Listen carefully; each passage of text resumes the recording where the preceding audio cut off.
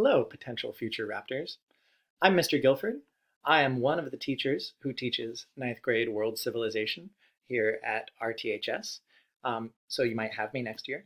And in this video, I'm going to introduce you guys to the RTHS history department and our values and our model and the courses that we offer.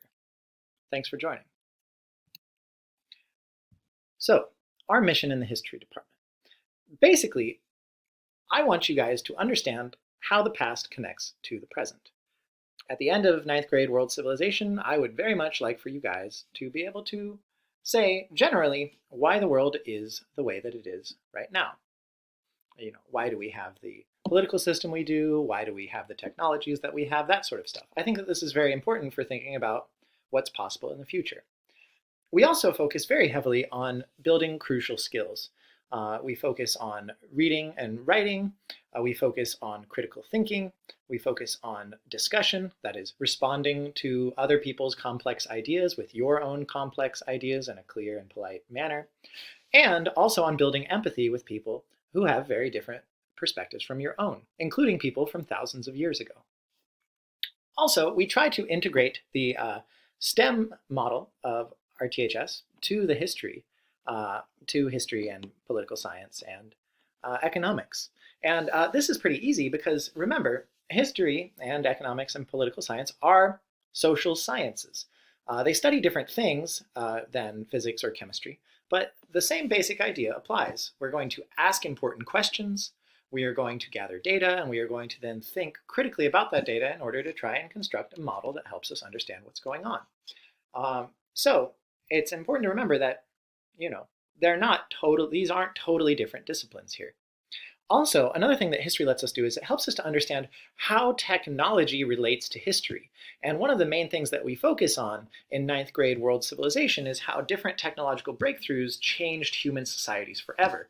For example, the invention of fire, or the invention of farming, or the invention of the steam engine, or the computer. All of these brought about massive historical shifts, and we're going to study those, which will help us to understand how future technologies will change our societies, moving forward.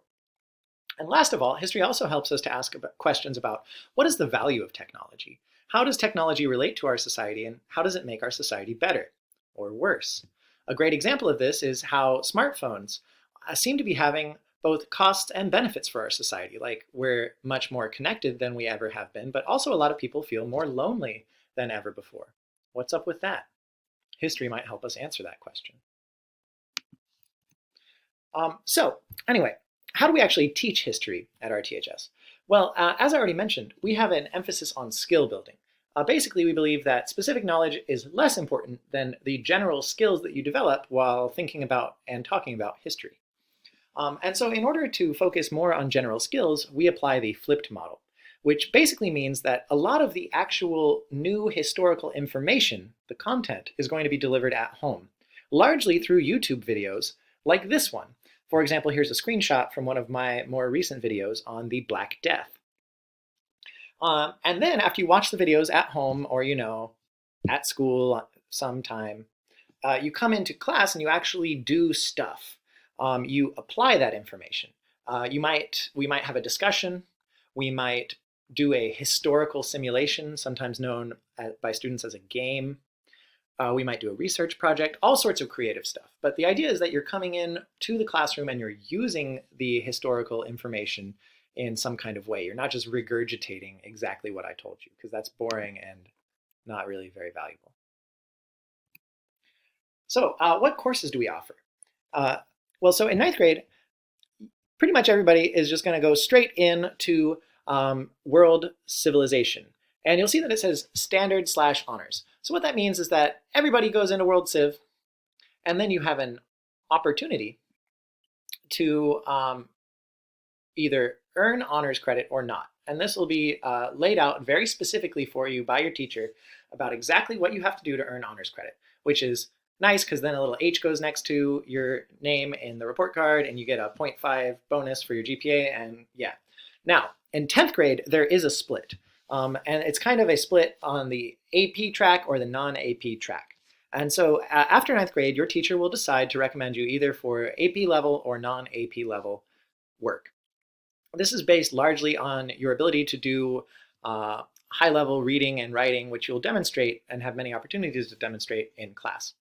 So anyway, in 10th grade, you'll take civics, either AP level, we call it college level, or standard or honors civics. In 11th grade, it's AP US history or standard/honors US history. And in the 12th grade, it's economics, either AP or non-AP. And then there is currently one elective that we offer, AP European history, which I teach and love, and you should all take it. And we might offer other electives in the future also. So if you have any other questions, please come talk to us at the virtual Q&A session, which I think is going to be from 4 o'clock to 5 o'clock on May 5th.